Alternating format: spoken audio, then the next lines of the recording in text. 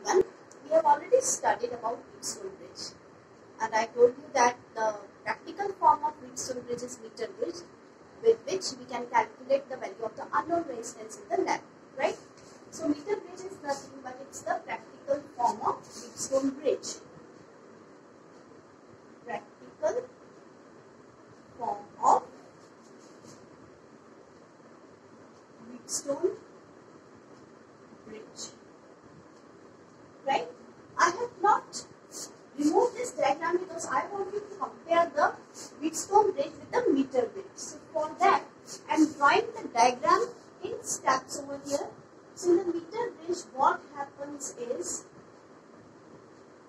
we have this kind of L-shaped strip here. We have another strip of L-shape over here, and we have a central strip which is having 3 lines, right? So just to make it more neat.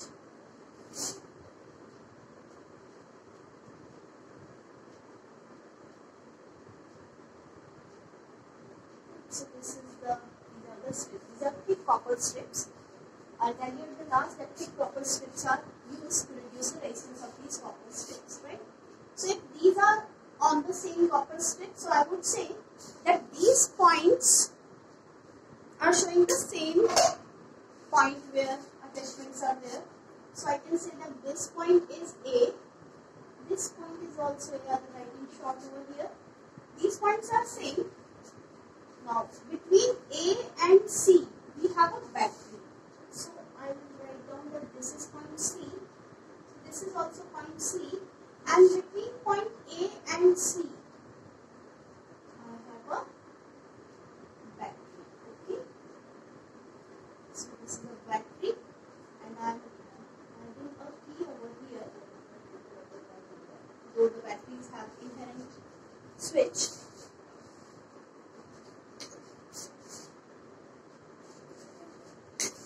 So here, A and C are these terminals. We have this point as B. So I am marking all these 3 points B. This is B. This is also B. This is also B. We don't write conventionally these points, but to explain I have written like this. Okay. So between point A and B we have a resistance. So I will draw this resistance like this. This is the resistance P, and then this is the resistance between B and C. We have Q, right? And then in meter bridge we have, it's not a hard and fast rule, but generally this meter bridge has a length of 1 meter, that is 100 centimeters. So I am drawing this meter bridge wire.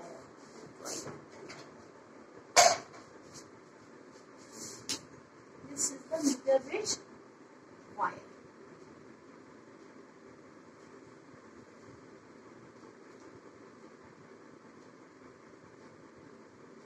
This is the meter bridge wire. Now here, a galvanometer is connected to point B. This is the galvanometer, and galvanometer is connected at the other end with a jockey. Jockey is a movable sliding contact, I'll tell you. Okay. This is a wire made of constantan or manganese. Now this jockey is slided on this wire A and C, AC, and we stop this jockey at the point when the reflection in the galvanometer is 0. That means for null deflection position, we are sliding this jockey. And this point we are marking as D. Between D and D we have a galvanometer, right? If I say that I am using, you know that in a scale we have markings from 0 to 100 like this, and 0 to 100 like this. Okay. Say if I am using this upper scale, right? So that means if I am using this and A is at 0, so this length I am considering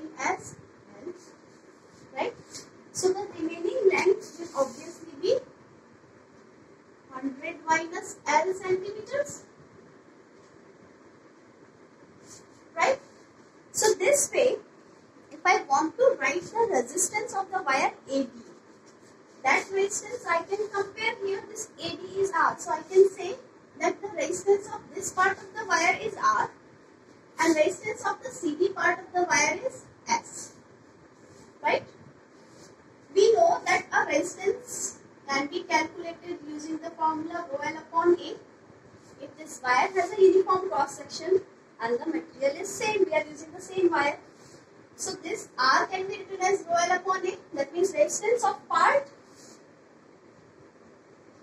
resistance of wire AD, right? Similarly, we can write resistance of wire CD like this. CD, this is S is rho into 100 minus L upon A, right? But by balance condition, we know, by balance condition, P upon Q is equal to R upon S. So I can write P upon Q is equal to R means rho L upon A and S means rho 100 minus L upon A. I can cancel out this rho and A over here, right? So what will be the result in terms of this length of the wire? P upon Q is equal to L upon 100 minus L, right? If I say that this Q is unknown resistance, if this Q is unknown resistance, then I can write this Q on one side and I can write it P into 100 minus L upon L, right?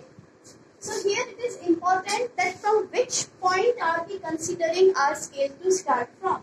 So we are considering here that the zero of the scale is at point A. Then we have 100 minus L over here. So this way directly if you want to learn something, so resistance, the length in front of that resistance, resistance and the length in front of that resistance. So directly without any confusion we will be able to write this. So this is about the mathematical part. You already know what is the principle of meter bridge. This is the principle of Wheatstone bridge. So you can say that what principle it is based. So this is based on the principle of Wheatstone bridge. So this is about the basic discussion. Now I will tell you some important points which are asked in the form of questions in the board. So I am rubbing this board now.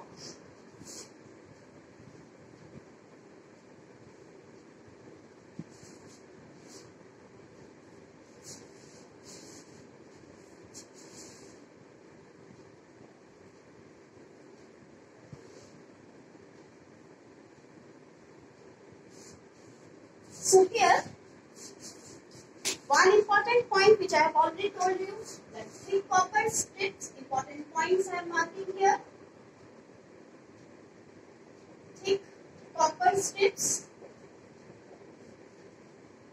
to reduce resistance.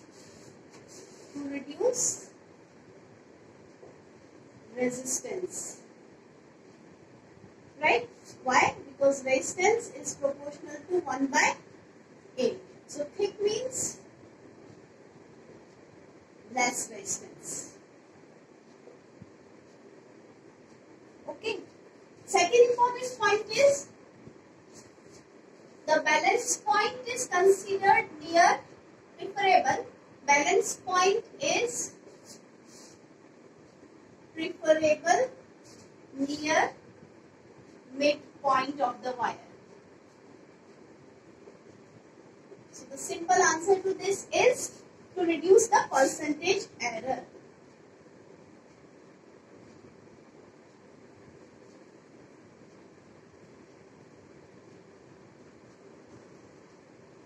In calculation of unknown resistance.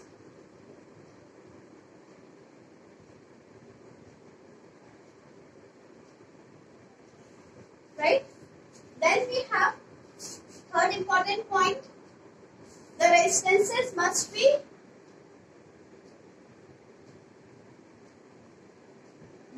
comparable. Or you can say unknown resistance must not be very small or very high.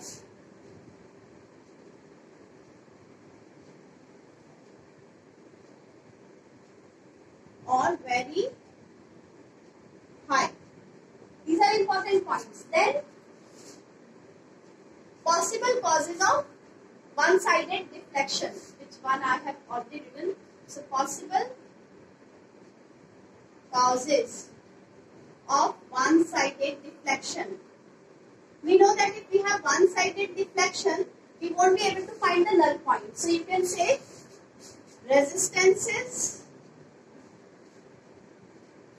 not comparable, or this is one of the reasons, or loose connections.